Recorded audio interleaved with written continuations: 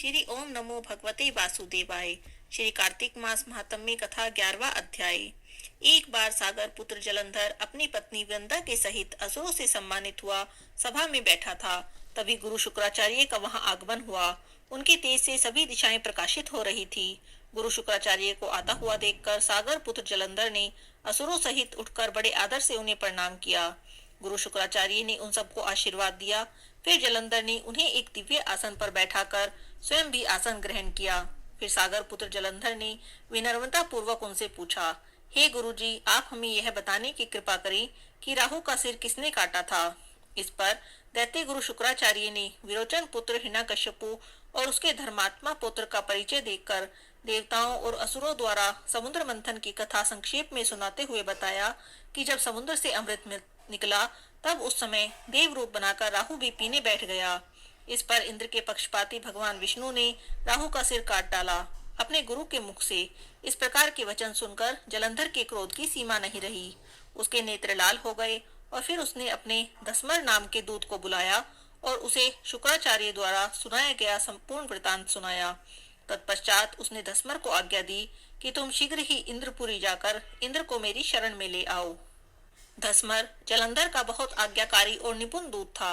वह जल्द ही इंद्र की सुधर्मा नामक सभा में जा पहुंचा और जलंधर के शब्दों में इंद्र से बोला, हे देवता धाम, तुमने समुद्र का मंथन क्यों किया और मेरे पिता के संपूर्ण रत्नों को क्यों ले लिया। ऐसा कर तुमने अच्छा नहीं किया।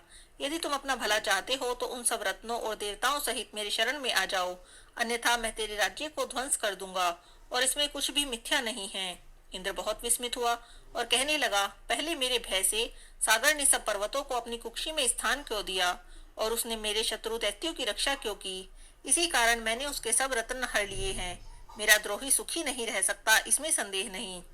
इंद्र की ऐसी बातें सुनकर वह दूत शीघ्र ही जलंधर के पास आया और उसने सब बातें कह सुनाई। उसे सुनते ही वह दैत्य मारे क्रोध के अपने होष्ठ फड़फड़ाने लगा और देवताओं पर विजय प्राप्त करने के लिए उसने उद्योग आरंभ कर दिए। फिर तो सब दिशाओं से, पाताल से करोड़ों करोड़ों दैत्य उसके पास आने लगे। शुंभ ऋषुंभ आदि करोड़ों सेनापतियों के साथ जलंधर इंद्र से युद्ध करने लगा। शीघ्र ही इंद्र के नंदन वन में जाकर उसने अपनी सेना उतार दी। वीरों की शंख ध्वनि और गर्जना से इंद्रपुरी गूंज उठी। अमरावती छोड़ देवता उससे युद्ध करने चले। भयंकर मारकाट हुई। असुरों के गुरु शुक्राचार्य अपनी मृत संजीवनी विद्या से और देव गुरु बृहस्पति द्रोणगिरी से औषधि लाकर अपने अपने सैनिकों को जिलाते रहे। इस पर जलंधर ने क्रुद्ध होकर कहा कि मेरे हाथ से मरे हुए देवता जी कैसे जाते हैं। जिलाने वाली विद्या तो केवल आपके पास है। इस पर शुक्राचार्य ने देव गुरु द्वारा द्रोणाचार्य से औषधि लाकर देवताओं के जिलाने की बात कह दी। इस पर जलंधर और भी कुपित हो गया और उसने शुक्राचार्य जी से कहा, यदि शक्ति हो तो द्रोणगिरी को उखाड़कर समुद्र में फेंक दो, तब मेरे कथन की सत्यता प्रमाणित हो जाएगी। इस पर जलंधर कुपित होकर जल्द ही द्रोणागिरी पर्वत पर पहुंच गया और अपनी भुजाओं से पकड़कर द्रोणागिरी पर्वत को उखाड़कर उसने समुद्र में फेंक दिया। यह तो भगवान शंकर का तेज था, इसमें जलंधर की कोई भी विचित्रता नहीं थी। तत्पश्चात यह सागर पुत्र युद्ध भूमि में आकर बड़े तीव्र गति से देवताओं का संहार करने लगा। जब देवगुरु बृहस्पति औषधि लेने गए तो उन्होंने द्रोणाचल को उखड़ा हुआ शून्य पाया। वह भयभीत होकर देवताओं के पास गए और उन्होंने कहा कि युद्ध बंद कर दो, जलंधर को अब नहीं जीत सकोगे।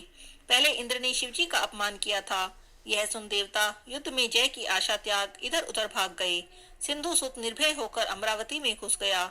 इंद्र आदि सभी देवताओं ने गुफाओं में शरण ली। श्री कार्तिक मास महात्म्य कथा 11वां अध्याय समाप्त। हरे कृष्णा, राधे राधे।